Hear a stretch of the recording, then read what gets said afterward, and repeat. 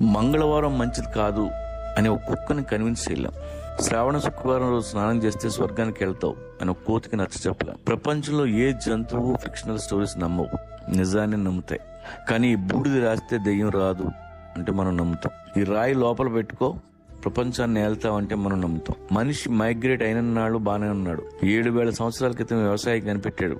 ఆ తర్వాత వేట మానేశాడు. ఇంటి చుట్టూ పంట, చేతిలో కంచం, పని తగ్గింది. అక్కడి నుంచి అన్ని దరిద్రాలు చుట్టుకున్నాయి. తర్వాత దేవుడు పుట్టాడు, మతం పుట్టింది, బిలీఫ్ సిస్టమ్స్ తయారయ్యాయి. వాటి మధ్య పెరిగాం. క్వశ్చన్ చేసే ధైర్యం లేదు. నలుగురితో నారాయణ, గుంపుతో గోవింద.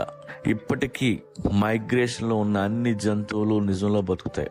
మైగ్రేషన్ ఆగిపోయిన మనం అబద్ధంలో బతుకుతున్నాం.